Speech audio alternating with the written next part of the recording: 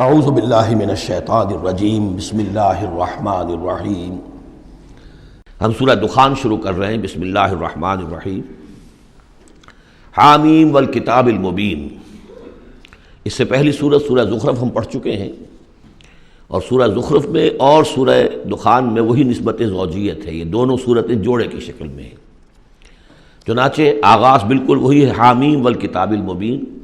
حامیم قسم ہے اس روشن کتاب کی، واضح کتاب کی، اور قسم کے بعد مقسم علیہ یہاں نہیں ہے، وہ میں بتا چکا ہوں۔ ان تمام صورتوں میں گویا کہ محذوف ہے مقسم علیہ۔ قسم کس بات پر کھائی؟ یاسین والقرآن الحکیم انک لمن المرسلین۔ تو انک لمن المرسلین یہاں پر محذوف مانیے، گواہ ہے یہ قرآن، روشن قرآن، کہ اے محمد آپ اللہ کے رسول ہیں، یہ آپ کی رسالت کا ثبوت ہے، قطعی ہے۔ اور دوسری نسبت جو ہے ان دونوں صورتوں میں، وہاں ذکر تھا کہ یہ قرآن جو ہے ہمارے پاس ہے، اصل قرآن، وَإِنَّهُ فِي أُمِّ الْكِتَابِ لَدَيْنَا لَعَلِيٌّ حَكِيمٌ۔ یہ قرآن جو ہے اصل تو ہمارے پاس ہے، لوح محفوظ بھی اسے کہا گیا ہے آخری پارے میں، اور کتاب و مقدون بھی کہا گیا اسے سورہ واقعہ میں، یہاں ام الکتاب کہا گیا تھا، وہاں ہے اصل قرآن۔ اب وہاں سے اس کے نزول کا ذکر جو ہے وہ اس سورہ مبارکہ کے شروع میں ہو رہا ہے، تو گویا کہ مضامین کی یہ مشابہت ہے۔ انا انزلناہ فی لیلۃ مبارکہ، ہم نے اس کو نازل کیا ہے ایک مبارک شب میں۔ یہ عشرہ جسے کہ حضور نے کہا ہے کہ آخری عشرہ جو ہے عتق من النار، آگ سے چھٹکارا پانے کا ہے۔ جس نے یہ عشرہ پایا زندگی میں اور پھر بھی اس کی اصل قدر نہ کی اور آگ سے چھٹکارا نہ پایا تو بڑا ہی بد نصیب ہوا۔ تو اسی میں لیلۃ القدر ہے، اور لیلۃ القدر پر ایک مکمل صورت ہے آخری پارے میں، انا انزلناہ فی لیلۃ القدر۔ لیکن قرآن مجید میں اہم مضامین چونکہ کم از کم 2 مرتبہ آتے ہیں، وہی مضمون یہاں بھی ہے۔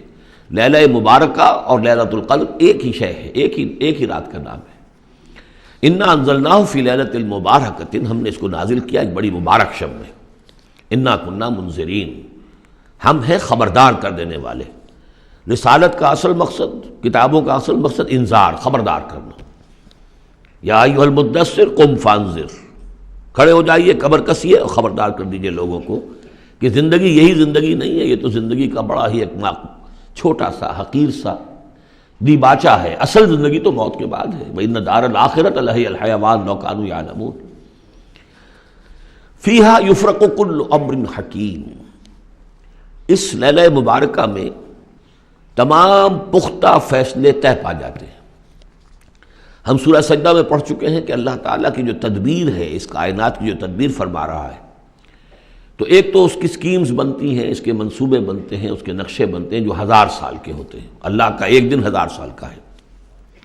یدبر الامر من السماء الى الارض ثم یعرج الیہ فی یوم کان مقدارہ 1000 سنۃ مما تعدون۔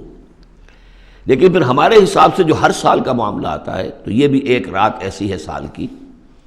یہ اس یوں سمجھیے کہ جو کاسمک جو ایک امپائر ہے اللہ تعالیٰ کی، عظیم مملکت ہے یہ، اس کاسمک امپائر کی یہ بجٹ سیشن ہے سال کا، اور اس میں سال کے اندر ہونے والے سارے واقعات کے ضمن میں جو کچھ ہونا ہے وہ فیصلے طے پا کر، اور یفرقوں کا صحیح مفہوم ہوگا ایشو کر دیے جاتے ہیں۔ فرق کہتے ہیں علیحدہ کر دینا، گویا کہ اس رات وہ فیصلے ایشو کر کے اور ملائکہ کے حوالے کر دیے جاتے ہیں۔ تو چونکہ یہ رات وہ عظیم رات ہے کہ جس میں تمام سال کے فیصلے طے پا کر اور ملائکہ کے حوالے کر دیے جاتے ہیں کہ اب ان کی امپلیمنٹیشن کرو، وہ سول سروس ہے، وہ بیوروکریسی ہے اس کائناتی حکومت کی۔ تو اسی رات کو اللہ نے اس قرآن کو لوح محفوظ یا ام الکتاب سے اتار دیا سمائے دنیا تک۔ امرا من عندنا، اور یہ تمام احکام جو ہم طے کر لیتے ہیں اس شب میں، وہ ہماری طرف سے حکم ہوتے ہیں، طے پا چکے ہوتے ہیں۔ امرا من عندنا انا کنا مرسلین، ہم ہی ہیں بھیجنے والے۔ رحمتا من ربک، اور تمام فیصلے جو ہوتے ہیں اللہ تعالیٰ کے رحمت ہی پر مبنی ہوتے ہیں، اور خاص طور پر اس کتاب کا بھیجا جانا وہ تو ایک عظیم رحمت ہے نوع انسانی کے لیے۔ انہ هو السمیع العلیم، یقیناً وہ سب کچھ وہی ہے، سب کچھ سننے والا اور سب کچھ جاننے والا۔ رب السماوات والارض وما بینہما، وہی ہے آسمانوں اور زمین اور جو کچھ ان کے مابین ہے، ان سب کا مالک اور رب۔ ان کنتم موقنین، اگر تم یقین کرو، یعنی یہ بات مان لینا تو شاید آسان ہو، یقین کرنا مشکل ہو جاتا ہے۔ ہمیں نفس دھوکہ دیتا ہے اس کا مالک میں ہوں، یہ چیز میری ہے۔ ہونا یہ چاہیے کہ ہر شے اللہ کی ہے۔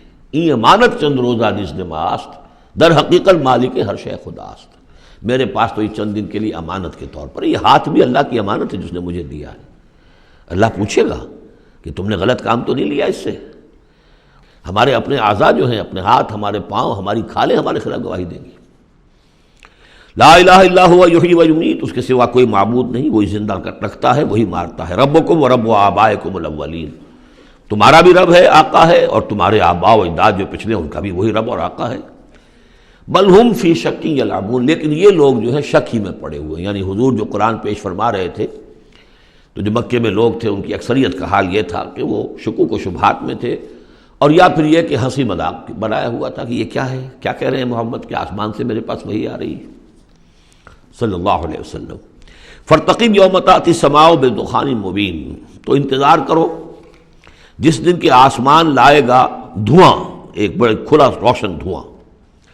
اس آیت کے بارے میں دو اعاظم رجال جو ہیں امت کے، ان کے مابین بڑا شدید اختلاف ہے۔ عبداللہ ابن عباس رضی اللہ تعالیٰ عنہما کا کہنا یہ ہے کہ اس سے مراد ہے قیامت سے قبل ایک بہت بڑا دھواں آئے گا، اور وہ احادیث میں بھی ہے، حضور نے فرمایا ہے کہ یہ 10 نشانیاں ہیں قیامت سے فوراً قبل جو آئیں گی، یکے بعد دیگر، ان میں دخان بھی ہے۔ لیکن یہ کہ عبداللہ ابن مسعود رضی اللہ تعالیٰ، وہ بھی بڑے جلیل القدر صحابہ میں سے ہیں، وہ بڑی شدت کے ساتھ یہ رائے رکھتے ہیں کہ نہیں، اس سے مراد مکے میں جو قحط پڑا تھا وہ ہے۔ جیسا کہ ہم پڑھ چکے ہیں کہ جب بھی کسی رسول کو اللہ بھیجتا تھا تو کچھ ایسی مصیبتیں بھی ساتھ نازل کرتا تھا تاکہ لوگ جو ہیں وہ عیش کے اندر تو زیادہ آدمی غافل ہوتا ہے، تکلیف میں کچھ نہ کچھ بیدار ہو کر اللہ کی طرف متوجہ ہوتا ہے۔ تو یہ متوجہ ہو جائیں، سنیں اور غور کریں، تبھی تو کوئی بات سمجھ میں آئے گی۔ تو وہاں مکے میں بھی ایک قحط آیا تھا، اور قحط میں یہ ہوا تھا کہ جب بارش بالکل نہ ہو تو بالکل صحرا کے علاقے میں تو آپ سمجھیے کہ وہ گردہ ہی گردہ، وہ ایک دھواں سا پورا جو ہے فضا کے اندر اٹھ جاتا ہے۔